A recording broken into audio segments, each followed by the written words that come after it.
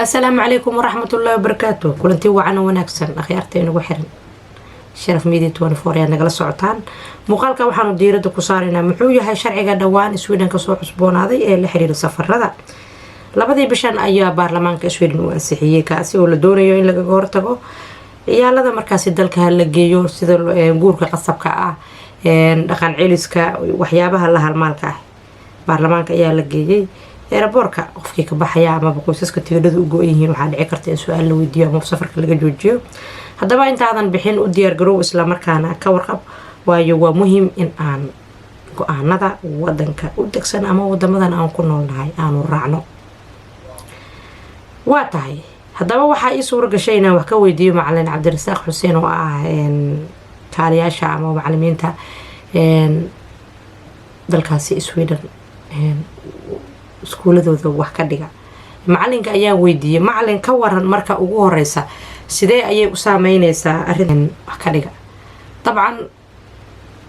fariin dheer ayuu Facebook soo dhigay marka baan dhahay macallin bal umada Soomaaliyeed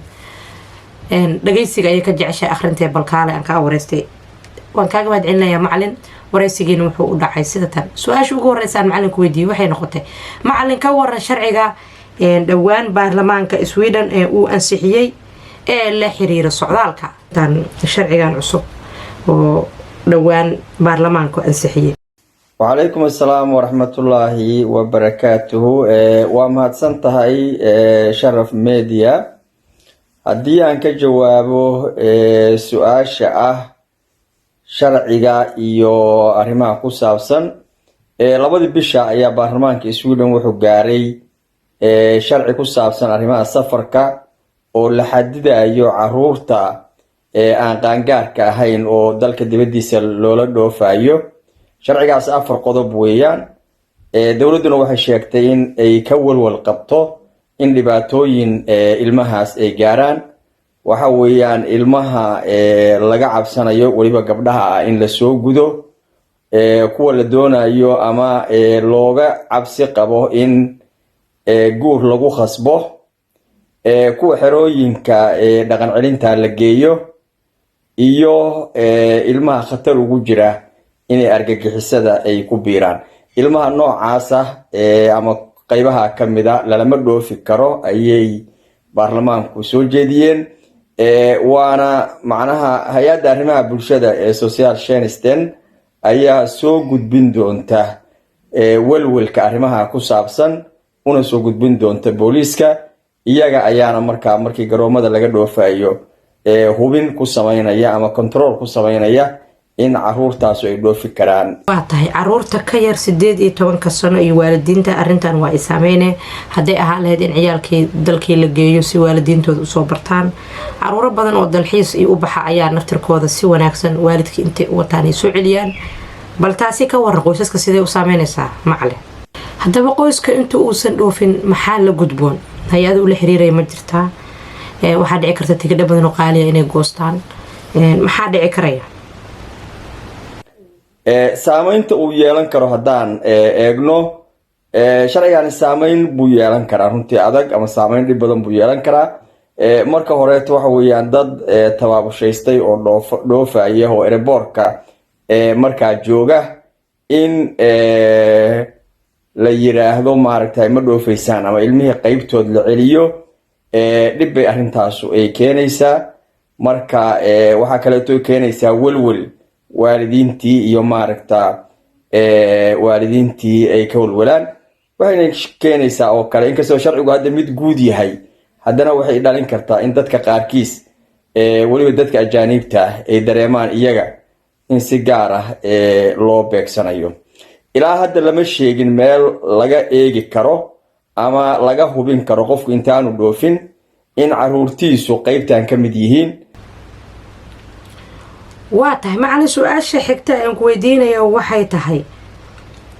dabcan qoysaska Soomaaliyeed waxa jira qoysas badan oo baxay soo noqday isla markaana dalkoodii hooyo u taga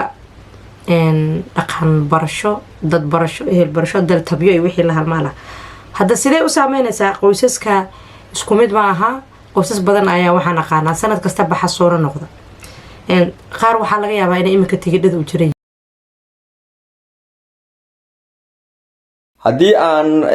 ka jawaabo su-aasha kale ee ah maxaa keenay sharcigan dowladdu waxay sheegtay sharcigan in uu keenay ama uu ka yimid dhibaatooyin hore u dhacay oo caruur dibadda lala aaday ku dhacay taa ayay maaragtay tixraaceen oo yiraahdeen arrimahaas ayaa keenay bay yiraahdeen walwal iyo walaac ka muujiyeen in horjoogista arrintan baarlamaanka Sweden uu ansixiyay safarada isla markaana baasaboorada la soo xareen doono saameyn weyn ayay ku yeelanayaan dabcan maxaa la gudboon waalidiintaasi mar kale khataraha la sheegay ayaa in haddii dalka geeyaan waalidiintu wax badan u suurogelayso taasi oo markii dambe degmooyinka warbixino ay soo gudbiyeen baarlamaanka la horgeey kadibna qalinkii lagu duugay calaamad in ay dhoofaan arrintaa waan ku daba jirnaa hadda oo xildhibaano ayaan la xiriirnay aniga ayaa shakhsiyan hadda xildhibaan baarlamaanka federaalka ku jira ayaan la xiriiray xildhibaankaasoo aan maaragtay kala hadlay in arrinkaa lasii tixraaco oo waalidka meelay ka hubin karaan la helo weli jawaab kamaanaan helin laakiin waxaan rajaynayaa inaan jawaab ka helo insha allahu tala ahaan waalidiinta waxaan usoo jeedinayaa in ay isku dayaan inay ogaadaan inta aanay ereboorka aadin waxaa yeelay calaamadaha jiri kara haddii xiriir ilmahaagu ama faamilku ula leeyahay qolada hay-adda arrimaha bulshada ama social scienstiga waxa weeyaan waa muhiim in qofku uu weydiiyo uu yiraahdo khatar miyaa jirta in ilmahayga la calaamadiyey isla markaana uu sii ogaado intii aan la dhoofin ayaan waalidiinta kula talinayaa sharcigu waa cusub yahay marka wixii faahfaahina oo kasoo baxa 1 bisha June ayuu dhaqan gelayaa laakiin wixii faahfaahin oo kasoo baxa insha Allah dadka waa la wadaagi doonaa walina waa sharci cusub oo wax hadda aan ka garan karno oo inta dhaafsiisan ma jiro safarkan waxa uu yahay amaba ka hor imaanaya safaradii alaab lagu geyn jiray qaar kamid ah caruurta Soomaaliyeed dhulkii hooyo taasi oo la aaminsan yahayba in qaar caruurta si xun loola dhaqmay haday ahaan lahayd goobaha dhaqan celiska la geeyo laga cabsanayo waliba gabdhaha in la soo gudo kuwa la doonayo ama looga cabsi qabo in guur lagu khasbo kuwa xerooyinka dhaqan celinta la geeyo iyo ilmaha khatar ugu jira inay argagixisada ay ku biiraan ilmaha noocaas ah ama qaybaha kamida lalama dhoofi karo ayay baarlamaanku soo jeediyeen waana macnaha hay-adda arrimaha bulshada ee social sciensten ayaa soo gudbin doonta waxaan ku dadaalaynaa inaan warbixin dheeraada helo insha Allah mar kaleeto Sharaf Media waa idinka mahad celinayaa waraysigan aad iga qaadeen aad iyo aad ayaa u mahadsantiin